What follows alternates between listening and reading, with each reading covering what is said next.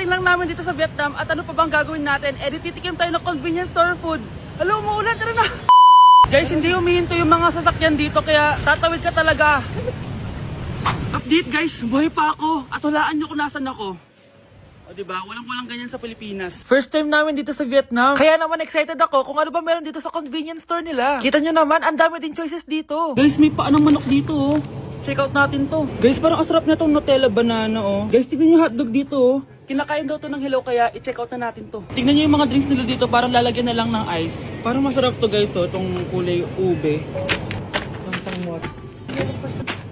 Hala guys, may Vietnamese oh. Sarap! Check out ko din yan. Grabe, bakit ang mahal? 345,000? Tikman na natin. Una natin tong Nutella banana. Guys, tignan nyo. Masarap siya. Bilhin nyo to guys. 10 out of 10. Next natin tong Thai chili paste and chicken floss. Let's go. Medyo malansa siya guys. Ating nasa loob niya. Sarap. 10 out of 10 din to guys. So ito daw. Puro laman. Oo nga. Sobrang sarap, walang eme. Ano naman ito, pusa? Sorry. Oh, ay. Ala, sarap nito. Sarap niya. 1 million out of 10! Next natin tong hotdog nila na hindi na niluluto. So, ganito siya guys. Pinil ko lang siya. Ang sarap! 9 out of 10 to sa akin. Next natin tong mix na spicy Korean chicken. Ayan, ganito yung itsura niya. Sarap siya. Hindi ko sabar. Sarap kaya. 8.5 out of 10. Masarap siya. Next natin tong Changarotsyong na chicken feet or paa ng manok. Chicken feet talaga siya. As you can see, boneless siya. So, wala na ata siyang obo. Boneless siya. Yan, guys. Hindi pala siya boneless. May buto siya. Oh. Ayoko siya. 2 over 10 lang siya talaga, guys. Okay, next naman itong mga barbecue nila. Ayan, iba't ibang flavor siya. 6 over 10 lang to sa akin. Okay guys, next ito, parang chicken ata. May lasa siyang efficacent oil. Ayoko to. 3 over 10 lang to sa akin. Ito guys, medyo spicy. Oo nga, lasang efficacent oil. Okay lang naman. 4 out of 10. Okay, next, itong empanada nila. Based sa texture na para siyang hopya. Tama nga ako guys, lasa siyang hopya. 5 out of 10 to sa akin. So last but not the least, itong leche flan nila. Ban flan yung pangalan. So wala sa ribigin na kutsara.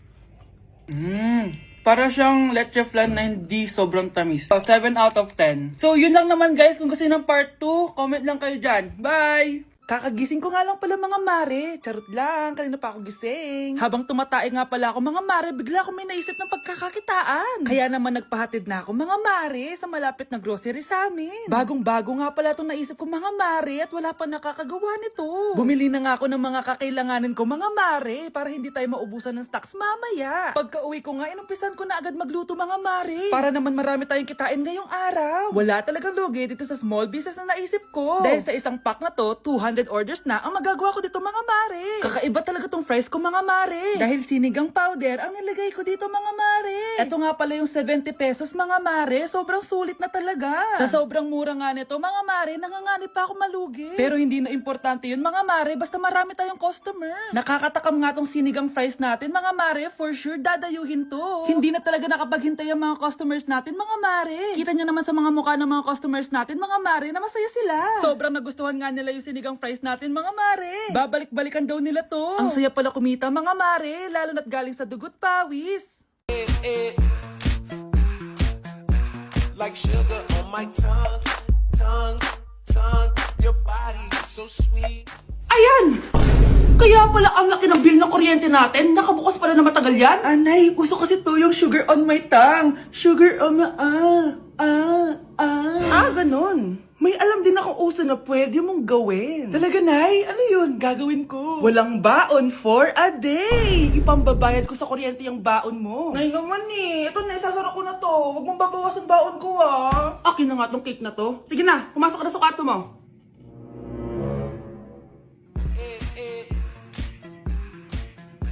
Like sugar on my my tongue, tongue, tongue.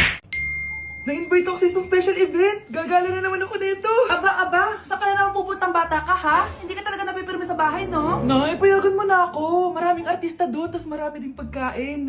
O sige, pagdala mo ako na pasalubong ha. Tsaka pa-shoutout mo ako sa mga artista doon. Yes, magre-ready na ako na ya! Oh, nauna pa kayo sa akin, be? Outfit check! This is my outfit. Actually, the theme is Purple Business Extravaganza. Basta purple, wear something purple. Let's go!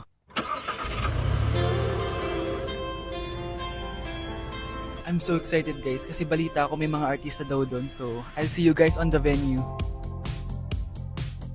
So nakadating na tayo sa venue at invited tayo sa launching ng Pinoy Drop Ball ng Bingo Plus. Pagdating pa lang namin, pinatry na sa amin agad yung Pinoy Drop Ball. So ayun na nga, tinaya ko lahat ng token ko. So ayan guys, hinulog ko na yung 3 bola. Sobrang familiar ng laro na to kasi nakikita ko to sa mga perya dati. Charan! O diba, nanalo agad tayo ng 2. Sobrang useful ng mga napalalunan ko guys. At pumasok na kami sa mismong venue at sobrang ganda guys. At ito yung mga isi-serve na pagkain sa amin guys. Grabe, ang sarap talaga ng mga sinerve nila at ngayon lang ako nakatikim ng mga ganyan babe.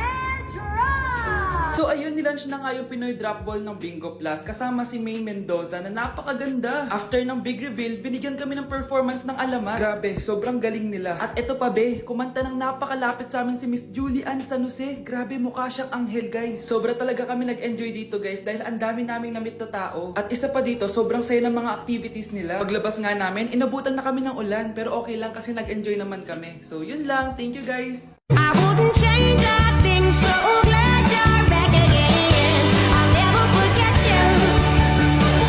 They said we never make it, my sweet joy. Always remember me.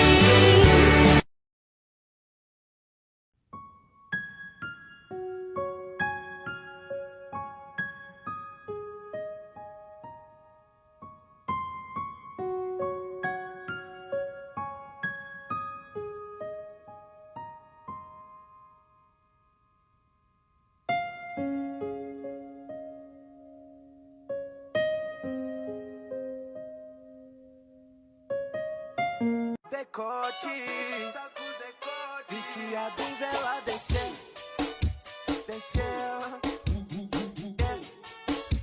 Desceu, viciado em vela, desceu. Hala, iba na section ko. Saan yung section 1? Punta ako dito. Ito na ba yung section 1? Good afternoon, everyone, especially to all of the panelists, advisors, and especially to our co-researchers who attend this virtual conversation. So, good afternoon, everyone. Namamatay ng dahil sa iyo, ma'am. Ibig sabihin po nito ay kabayanihan ng mga Pilipino na isinakripisyo ang kanilang buhay para sa kalayaan ng ating bansang Pilipinas. Huwag lang tayo puro salita! Dapat ipinapakita din natin sa ating ginagawa! Ikaw, bago ka lang dito, di ba? What is the biggest mistake? Ma'am, the biggest beef stick. Anong beef steak, ha? Alas na ako dito. Deixa a timidez de lado, puxa amigo e vem dançar. Mostra tudo que cê sabe que o Livinho vai te olhar. Pode sentar. Pode sentar. Oh, ano naman yung ginagawa mo, ha? Imbis na mag-aral ka, kung ano yung ginagawa mo. Anay, uso kasi ito sa TikTok. Akin na nga yan, ako gagawa. Deixa a timidez de lado, puxa amigo e vem dançar. Mostra tudo que cê sabe que o Livinho vai te olhar.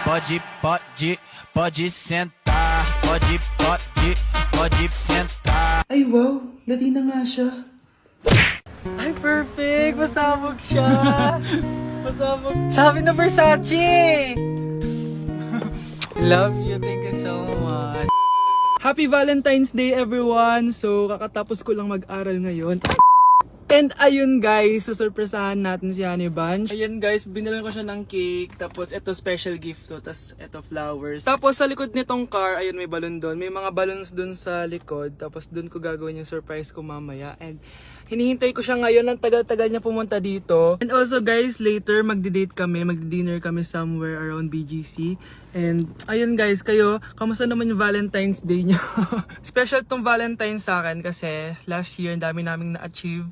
And then 3 years na kaming magjowa ni Honey Bunch. So, kaka 3 years lang namin noong January 12.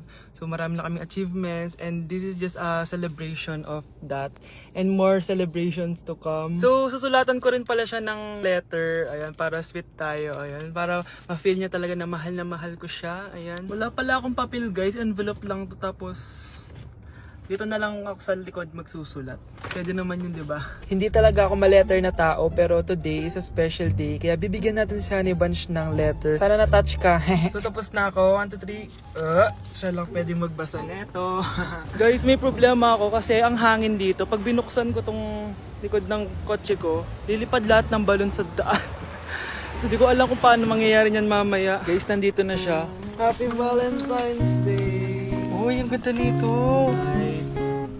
Happy Go Valentine's outside. Day. Thank you so much. Sunflower. Let's go outside. Come here, baby. I have another gift for you. Ay, shit. Ay, perfect. Masabog siya.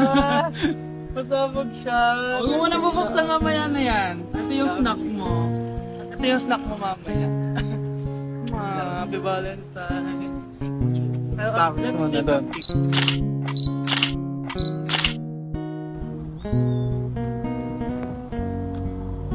So guys, may dala pa pala siyang flowers. Matagal na sinasabi ni Honey Bunch na gustong gusto niya daw yung amoy na naaamoy niya sa mga mall. So ayan, binilan ko na siya finally. Masyadong maganda yung lalagyan. Ito. Ay! Perfume to, no? Sabi na Versace! Hala, thank you! Di ba gusto mo yan? Oo!